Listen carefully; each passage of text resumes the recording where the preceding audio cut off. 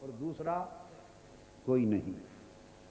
وہی ایک اپنے حکم کے ساتھ اگر ظاہر پہ جلوہ گر ہو جائے تو شریعت بن جاتی ہے، اور وہی اپنے حکم کے ساتھ باطن پہ جلوہ گر ہو جائے تو طریقت بن جاتی ہے. سبحان اللہ، سبحان اللہ، بس اتنی سی بات ہے. سبحان اللہ، واہ لوگوں نے جھگڑا بنا دیا، واہ واہ، لوگوں نے جھگڑا بنا دیا، اور وہ جھگڑا اس لیے بنایا کہ انہوں نے اس ایک کا جلوہ نہ ظاہر میں دیکھا نہ باطن میں دیکھا.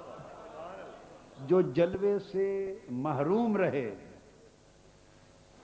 وہ جھگڑے میں مصروف رہے، اور جنہوں نے جلوہ پا لیا انہیں ظاہر میں بھی وہی نظر آتا ہے، باطن میں بھی وہی نظر آتا ہے، شریعت میں بھی اسی کا جلوہ ہے، طریقت میں بھی اسی کا جلوہ ہے. بات فقط اتنی ہے کہ حکم ظاہر پہ وارد ہو تو شریعت ہے، وہی حکم باطن پہ وارد ہو تو طریقت ہے. اور ظاہر باطن سے جدا نہیں، باطن ظاہر سے جدا نہیں. روح ہو جسم نہ ہو تو اسے کوئی انسان نہیں کہتا، اور پورا 6 فٹ کا جسم سلامت چارپائی پہ پڑا ہو اور روح نکل جائے تو اسے انسان کوئی نہیں کہتا، اسے میت کہتے ہیں. لہذا بغیر باطن کے نہ ظاہر سے بات بنتی ہے، اور بغیر ظاہر کے نہ باطن سے بات بنتی ہے. جو ظاہر سنوارتے رہے وہ علماء کہلاتے تھے، جو باطن سنوارتے رہے وہ صوفیاء اور فقراء کہلاتے تھے. صوفیاء اور فقراء کہلاتے تھے. فرق صرف اتنا ہے، ظاہر چمک اٹھے تو محض ظاہر کی چمک سے باطن روشن نہیں ہوتا، اور اگر باطن چمک اٹھے تو اس کی شعاعیں ظاہر کو خود بخود روشن کر دیتی ہیں. اتنا فرق ہے. اللہ پاک نے فرمایا آیت نور میں، اللہ نور السماوات والارض، اللہ نور ہے آسمانوں کا بھی اور زمین کا بھی.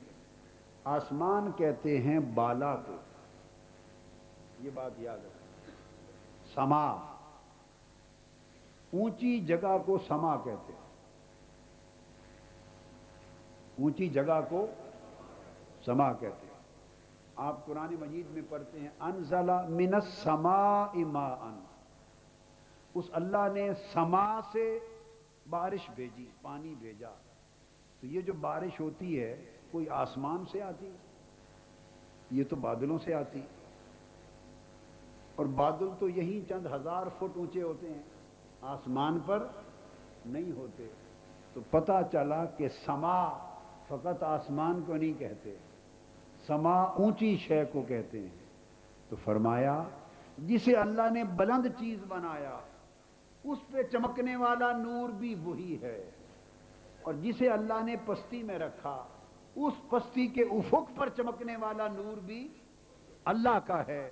تو انسانی کائنات میں سما روح ہے اور ارض جسم ہے.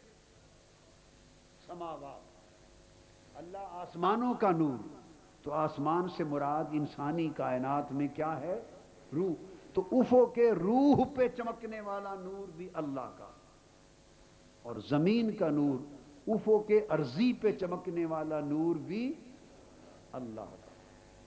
تو نور اگر ارض پہ چمکے احکام شریعت وجود میں آتے ہیں، اور نور اگر روح پہ چمکے افق کے روح پر تو پھر انوار طریقت وجود میں آتے ہیں.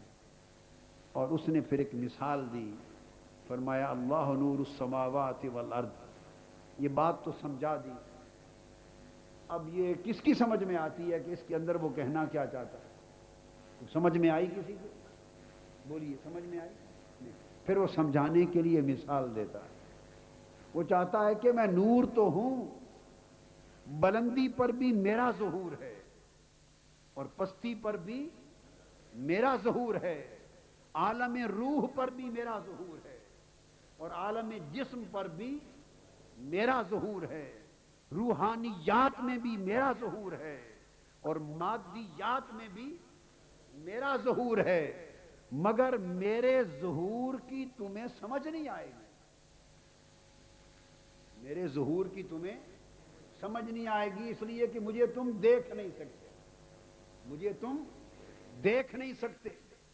تم تو اس سورج کو نہیں دیکھ سکتے، اگر سورج چمک رہا ہو اور آپ وہ تاپ پر ہو، آپ آنکھ کھول کر سورج کو تک سکتے ہیں؟ بس تکتے ہی آنکھ چودیا جائے گا، تکتے ہی آنکھ چودیا جائے گا۔